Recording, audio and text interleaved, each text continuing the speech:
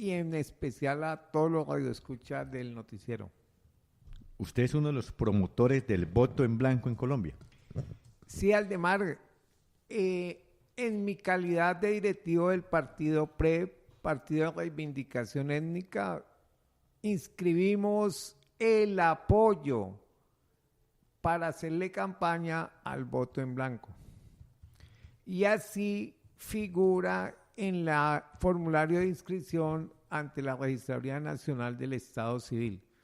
Voto en blanco, no candidato. El acompañamiento, el apoyo para la campaña al voto en blanco.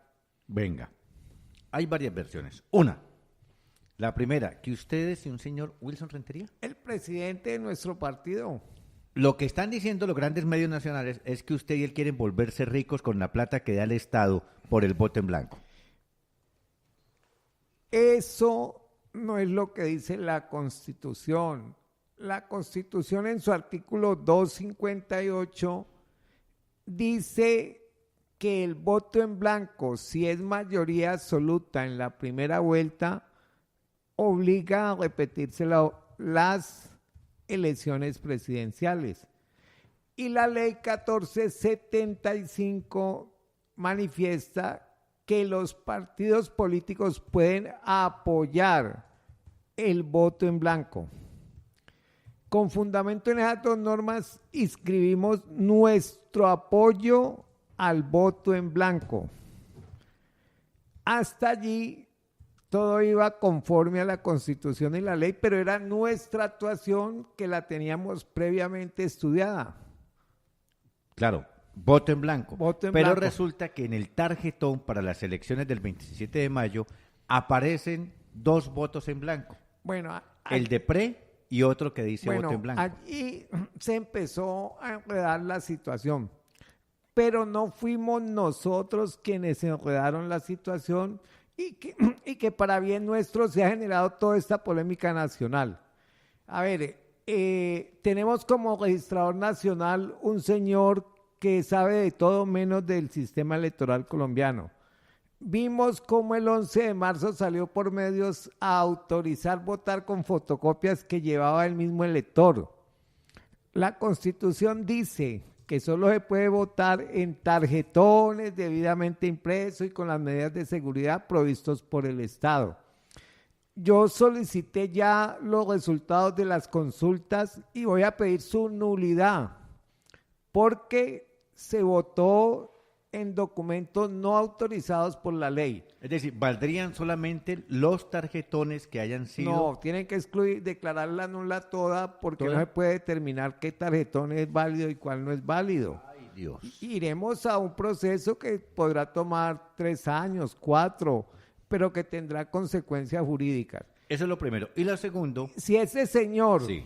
es el que dirige la Registraduría Nacional del Estado Civil, pues no podíamos esperar menos con lo que hizo con nuestro apoyo al voto en blanco. No lo convirtió en candidato, claro. No lo incluyó en el sorteo del tarjetón y nos dio posición dentro del tarjetón electoral. Aparecen en segundo lugar. Somos el candidato número 2. Pero venga, va mi pregunta fregona, sí. Aldemar. Y si no están de acuerdo, ¿por qué no se retiran? No, porque nosotros tenemos un derecho constitucional. Por eso, pero usted dice que no está de acuerdo.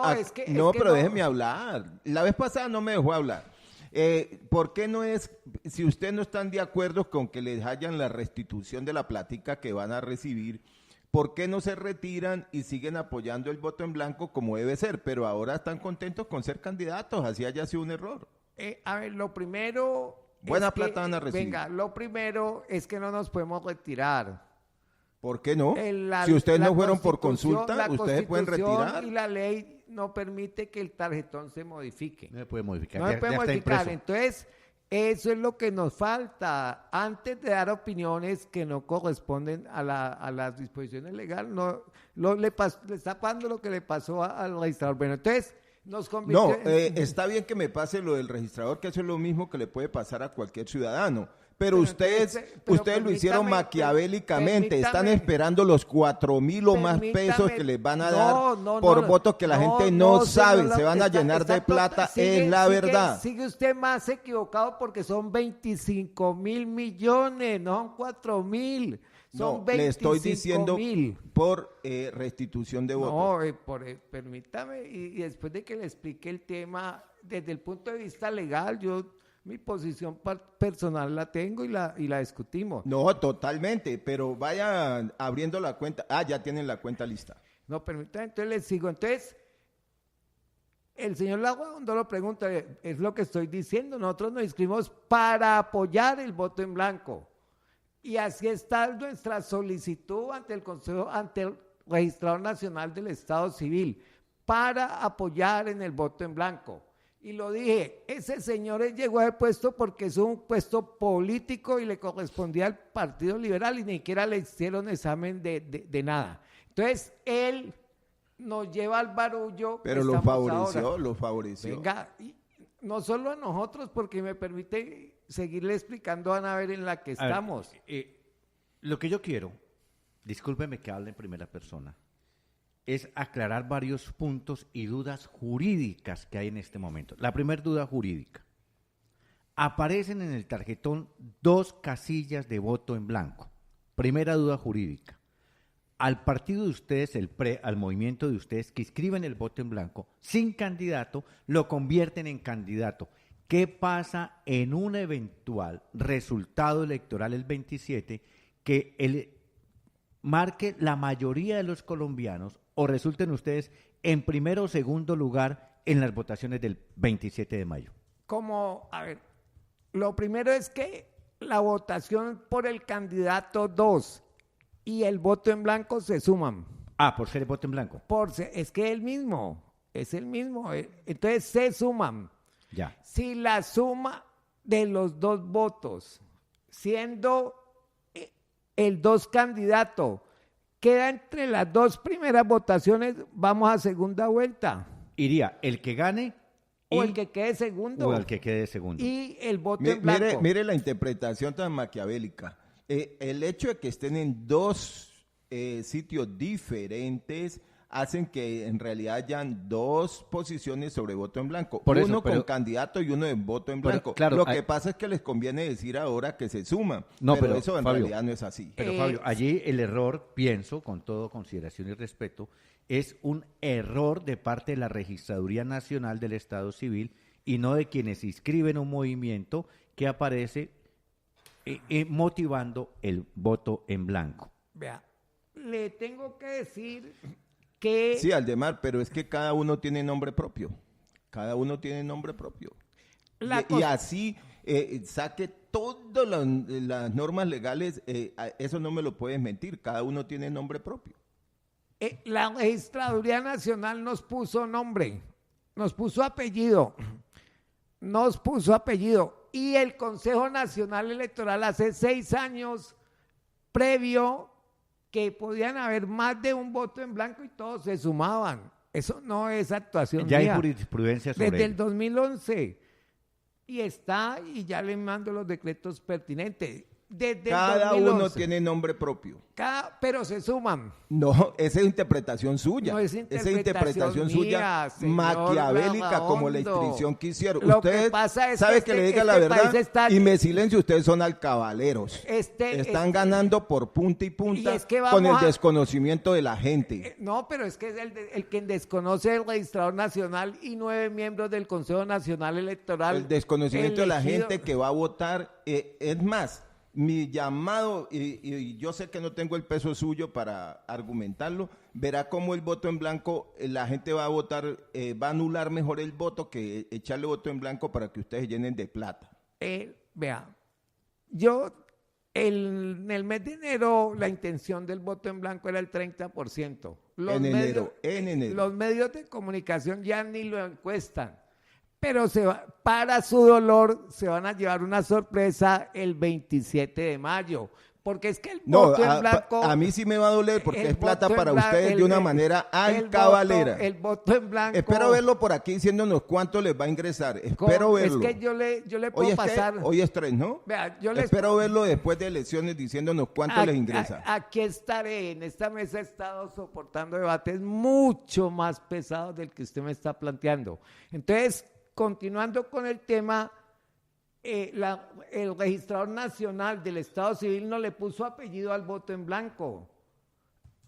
Y eso convierte el voto en blanco en un candidato que para hacer que las elecciones se repitan no requerimos de la mitad más uno en la primera vuelta. Y en la segunda vuelta, para repetirla porque el voto en blanco, como bien lo han dicho muchos medios, don nadie no puede ocupar la presidencia. El voto en blanco no encarna a una persona. El voto en blanco encarna un sentir de rechazo de las personas a las propuestas de los candidatos. Y como el señor Larrondo tiene la inquietud de todos los que del 90% que ha participado en este debate, les informo que antes de haberse sorteado la posición en el tarjetón, el Consejo Nacional Electoral tiene en su poder un documento donde presentamos un presupuesto de los gastos de campaña y les pedimos al Consejo Electoral que creáramos una fiducia de pago donde solo se paga lo que está en el presupuesto a las entidades, empresas o personas que presten esos servicios. Y lo sé muy bien, vamos a tener 40 millones de colombianos esperando que nos comamos un pan de bono por fuera de ese presupuesto para caernos encima. Por eso, si ustedes me lo aceptan, vendré día de por medio a estos micrófonos a mostrarles lo que hemos pagado, lo que la fiducia ha pagado.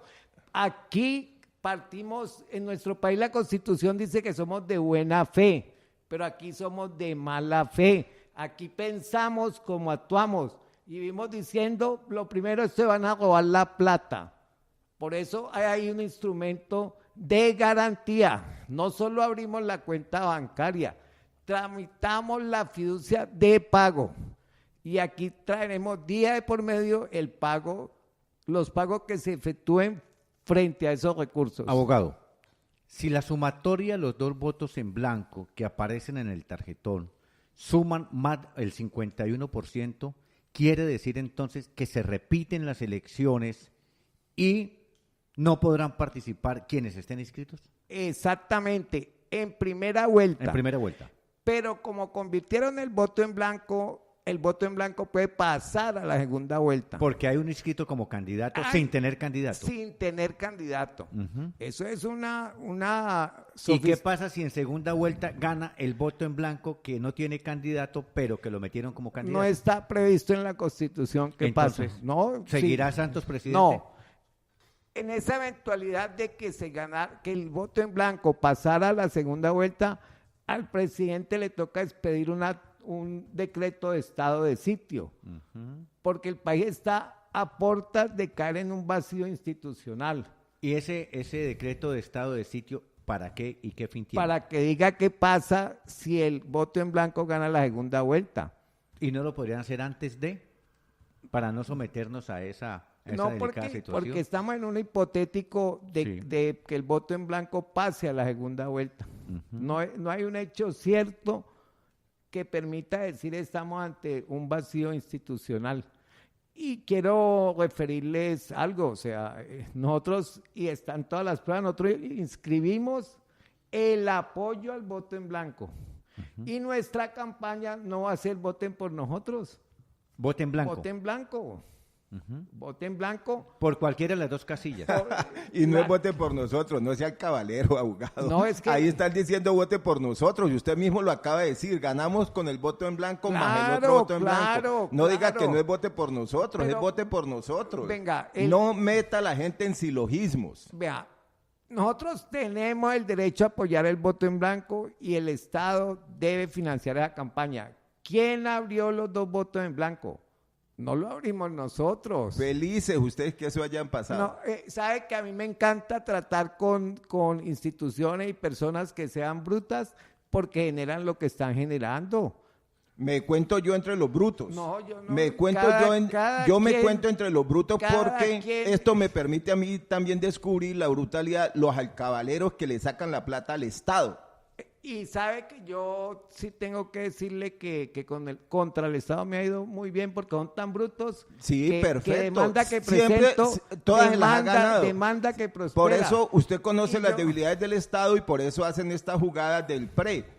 Son alcabaleros. Y fíjese lo que usted que sabe tanto de leyes habla de estado de sitio. Le recuerdo que ahora se llama estado de conmoción. Pero pues el estado de sitio ustedes lo quieren generar. Lo que sucede es que yo tuve oportunidad de vivir el estado de sitio con Turbay. Sí, pero la ley ha sido mejorada y usted que la conoce tanto, reconozca que ahí se le fueron las luces. Le acepto totalmente ese error que usted menciona que cometí, pero lo entendió. Su edad le da para saber que era igualmente estoy diciendo yo aquí, en medio de mi brutalidad, entiendo lo que fueron de alcabaleros. Pero siga usted con su entrevista. Puede tildarnos de alcabaleros. El hecho es que hoy el país está en un debate sano. Estamos frente a una oportunidad de en un proceso electoral eliminar la casta de la politiquería y corrupción en el país. En las elecciones del 11 de marzo para Congreso de la República, ¿cuántos votos fueron en blanco? En blanco 877,000. No marcados 1.150.000. Y nulos cerca de 800,000. Estamos aproximándonos a 2.700.000 más o menos. ¿Ustedes creen que el voto en blanco, la gente ha tomado conciencia que es un rechazo a quienes están inscritos o es un rechazo a la clase política o es la gente que no le interesa participar en política y hoy vota por votar? A ver, la gente, y es el estudio general de todos los medios, cuando va a votar quiere expresar algo. Y ese algo, el término común es el rechazo a quienes están en los tarjetones. Una gran mayoría de gente tiene un mito urbano, es que el voto en blanco se lo suman al que más voto tiene o para cuadrarle votaciones a otras personas. Por eso lo marcan nulo, por eso lo dejan de marcar. Pero son personas que con esa expresión rechazan los candidatos por las posibilidades la clase que hay joven, los jóvenes en Colombia que no participan en su gran mayoría, dicen no estamos de acuerdo con estos candidatos o estos partidos políticos, tienen la opción del voto en blanco, pero en esta oportunidad tienen dos opciones, el PRE, que está inscrito como candidato, sin candidato, y el voto en blanco. Y allí es la gran duda. La gran duda de todos los electores. Por eso el proceso que se está llevando a cabo del debate frente a esa situación, eso ha permitido que en muy pocos días se haya desarrollado una gran polémica frente al tema. Esa polémica le ha permitido al elector adentrarse en el tema. Y en los 45 días que hay de debate, la gente va a adquirir mayor claridad frente al tema. Y aquí lo anuncio, es posible, porque nosotros estamos también discutiendo eso frente a la registraduría, que el tarjetón cambie. Por ejemplo, aquí me dice un abogado experto también en parte electoral, dice, tampoco creo que el voto en blanco sea tenido en cuenta como candidato, y es un grave error haberle dado casilla de candidato. Debió la registraduría poner las opciones al final en una casilla dividida solo para efectos de la reposición, es decir, el tema financiero. Vea, es que es lo que anuncié en un principio. Yo estoy de acuerdo con esa posición, pero hoy el voto en blanco es un candidato y es el candidato número 2. Y la norma que desarrolla el tema del tarjetón indica quiénes son los candidatos y quiénes no. El voto en blanco es una opción y lo mismo lo dice la Constitución de rechazo a los que estaban inscritos, tanto que cuando es mayoría absoluta lo saca a todos. Entonces, lo que venía manifestando, es posible que el tarjetón sufra un cambio, pero el tema es que la ley prohíbe ese cambio en el tarjetón. Pero, es decir, por un error, ustedes los abogados dicen... Una mala interpretación. Los abogados dicen, lo que en derecho se hace, en derecho se deshace. Totalmente ¿Podría de acuerdo. la registraduría, pero es que, ante ese hecho de haber cometido tamaño error, tiene tiempo para remediarlo, expedir un nuevo tarjetón, modificando la ubicación de lo que es solamente el voto en blanco? Usted lo ha dicho, lo que en derecho se hace, en derecho se deshace, pero es que el derecho debe permitir que se deshaga. Y no hay norma que permita un cambio en el tarjetón a estas alturas. No está establecido ninguna norma. No está establecida ninguna norma. Y totalmente de acuerdo con el concepto del colega que escribió sobre el tema. Pero el barullo no lo hemos propiciado nosotros. Ay, Dios. Doctor, le cambio de tema, pero está con esto de las elecciones. ¿Están inhabilitados Iván Duque y Claudia López? A ver, en mi concepto pueden llegar a estar inhabilitados por una inhabilidad sobreviniente. ¿Cuál es el tema? La ley, la Constitución y la ley prohíbe que una persona falte más de seis sesiones plenarias del Congreso en el caso de los congresistas. En el cual se voten leyes. ¿Qué sucede? Que Claudia López e Iván Duque en este periodo legislativo han faltado a mucho más de 6 sesiones. Esa falta... Debieron haber renunciado entonces. No, debieron cumplir la tarea, es que eso viene en el 2017, 16. Ya. Faltan, van a ir, contestan lista y se van. Ya, eso es ausentismo. Eso es ausentismo.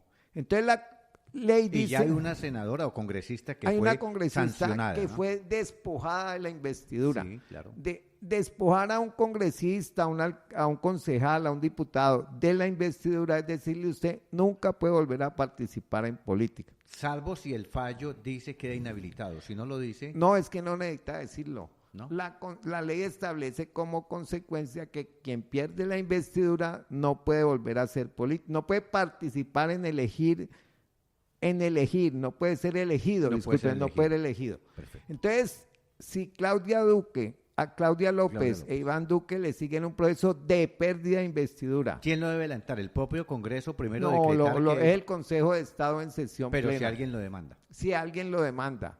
Entonces, si el Consejo de Estado decreta la pérdida de investidura, entran en una inhabilidad sobreviniente. ¿Cuáles no pueden ocupar cargo público?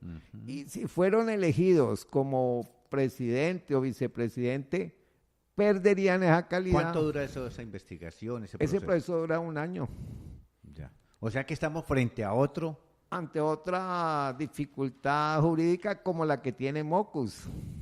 Mocus por aquello del contrato, de celebración de contrato a través de la fundación que él preside, sí. ¿No? Mañana el Consejo Nacional Electoral se pronuncia sobre el tema. Lo que, no importando la decisión del Consejo Nacional Electoral, ese tema puede ir al Consejo de Estado en demanda de nulidad electoral.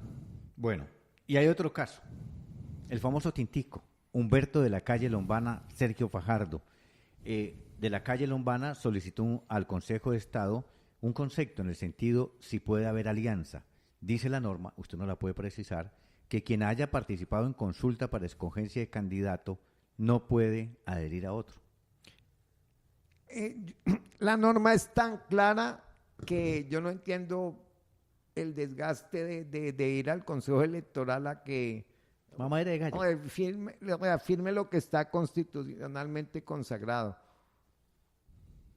Entonces, ahí no hay nada. Ahí no hay nada. O sea, lo único es que el doctor de la calle deje en libertad sus huestes. ¿Puede renunciar en este momento a la candidatura? No, tampoco. Él no puede renunciar, no hacer porque campaña. Porque salió de una consulta. Exactamente, no hacer campaña y seguir en el tarjetón. Pero sería el colmo decir, yo soy candidato, estoy en el tarjetón, pero no voten por mí, voten por cualquier otro. Vea, yo le voy a colocar un ejemplo que vivimos aquí, que lo vi muy personalmente. Cuando Clara Luz Roldán se abstuvo de participar activamente en la campaña de la alcaldía de Cali y adhirió a Guerrero, Clara Luz Roldán siguió en el tarjetón. ¿Apareció? Sí, y sacó 15,000 votos. No sabía. Y usted lo busca en los históricos y allí están los votos, o sea, sigo en el tarjetón, pero no participo en campaña. No haces campaña, pero habrán personas que votarán la candidatura del doctor de la Calle. Bueno, delicada esa situación, ese proceso jurídico que se vive en Colombia, ese limbo jurídico, y más colocar a un registrador que no sabe de lo que es la registraduría y las normas electorales. Sí. Eso es muy lamentable y usted, le reitero, vieron cómo el registrador el día de las consultas saquen fotocopia y lleguen con su fotocopia a votar. Y usted lee la Constitución y la Constitución dice cómo y en qué se debe votar. Tengo otro tema electoral. Circunscripción de comunidades afros y las etnias también.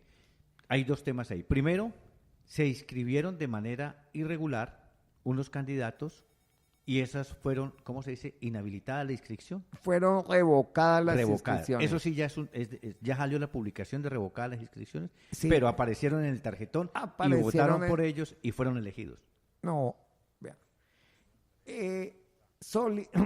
Estimo que todos los movimientos, consejos comunitarios y fundaciones que se inscribieron para el tema de negritudes lo hicieron de manera irregular.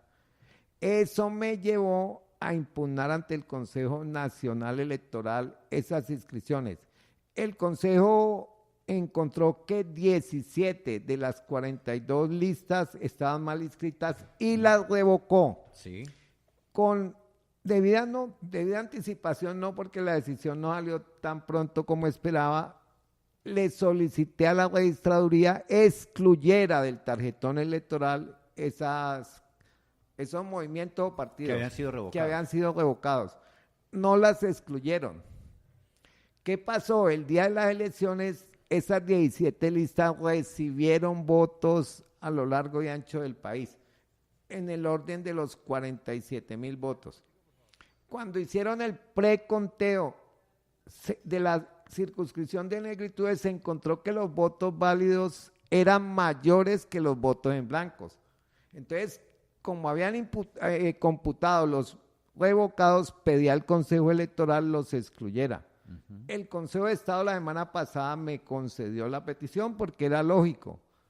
Los quitaron. No contabilizaron. Los contabilizaron inicialmente. Sí, pero entonces los quitan. Yo pedí y los han descontado. ¿Y eso significa entonces que el voto en blanco es mayoría? El voto en blanco es mayoría. ¿Eso quiere decir entonces que tienen que haber elecciones para las comunidades afros? Debe haber elecciones para las comunidades afros, para los indígenas en Senado e indígenas en Cámara. Pero viene mi pregunta.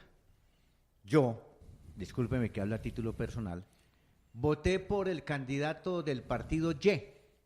No voté ni por afros ni por etnias. En unas eventuales elecciones de comunidades afro y etnias, ¿yo puedo votar? Todos los colombianos podrán votar. Allí no hay, porque me estaban diciendo que entonces cómo iban a hacer el gobierno para el Estado, qué iba a hacer con los que votaron por otros partidos, entonces pueden participar. Todos los colombianos pueden, porque es una nueva elección. Y no pueden participar quienes participaron en esta. Como candidatos. Como candidatos. Y en el caso concreto, ninguno de los movimientos inscritos. ¿Tampoco? Tampoco. Es un castigo. Es un castigo. ¿Y entonces qué va a pasar? En el caso del PRE, ¿tuvo candidato? Nosotros no tuvimos candidato porque nuestra personería nos la dieron el 31 de enero y las inscripciones fueron el 11 de diciembre. Ustedes podrían tener candidato. Estamos habilitados para participar como partido. Oiga, este enredo es grande en Colombia. Es decir, tenemos una democracia, entre comillas, una registraduría, entre comillas, y una legislación electoral enredada.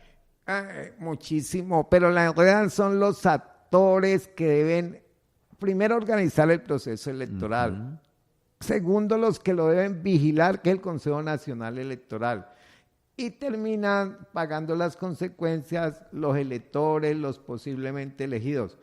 Y hay mucho revuelo por los 5,000 millones que el PRE va a tener derecho para la campaña del voto en blanco. Las elecciones de esas 3 circunscripciones valen 62 mil millones de pesos.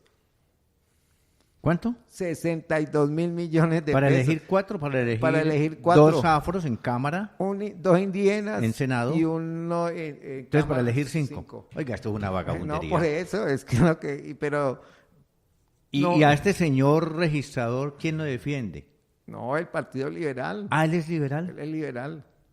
Abogado Gustavo Prado, muchas gracias por estar aquí. A usted, Aldemar, por la oportunidad y para dar elementos para que los colombianos, en especial los caleños, pues debatan jurídicamente el galimatías en que nos tiene metido la registraduría, el Consejo Nacional Electoral. Mira el tema de negritudes indígenas, Cámara y Senado. Nos cuesta, porque yo pago impuestos, 62 mil millones de pesos. ¿Me permite una última pregunta? Claro. ¿En qué va aquello de la empresa criminal de fraude electoral? ¿Qué ha pasado?